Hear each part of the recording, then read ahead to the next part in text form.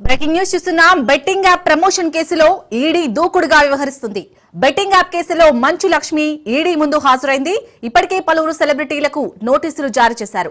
Betting apps భారీగా డబ్బులు తీసుకున్నారని మంచు లక్ష్మిపై ఆరోపణలు ఉన్నాయి. ఈ కేసులో ప్రకాష్ రాజ్, విజయ్ దేవరకొండ, రానా ఈడీ అధికారుల ముందు హాజరయ్యారు. సంబంధిత వివరాలు తీసుకురావాలని ఈమెకు ఈడీ నోటీసులు జారీ చేసింది. అక్రమ మార్గంలో అనధికారికంగా వచ్చిన డబ్బు ఎంత తీసుకున్నారు, ప్రమోషన్ తో ఎంత లాభం చేకూరింది తదితర అంశాల నుంచి చర్చించనున్నారు. మనీ లాండరింగ్ అంశాలపైన కూడా దర్యాప్తు కొనసాగించనున్నారు.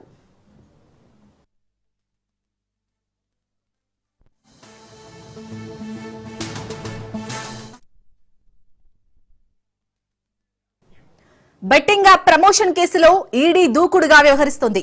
బెట్టింగ్ యాప్ కేసులో మంచు లక్ష్మి ఈడీ ముందు హాజరైంది. ఇప్పటికే పలువురు సెలబ్రిటీలకు నోటీసులు జారీ చేశారు.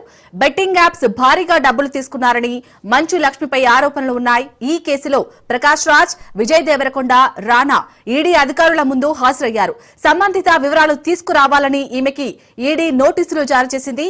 అక్రమ మార్గంలో అనధికారికంగా వచ్చిన డబ్బు ఎంత తీసుకున్నారు, ప్రమోషన్ తో ఎంత లాభం చేకూరింది తదితర అంశాల గురించి ప్రశ్నించనున్నారు. మనీ లాండరింగ్ అంశాలపైన కూడా దర్యాప్తు కొనసాగించనున్నారు.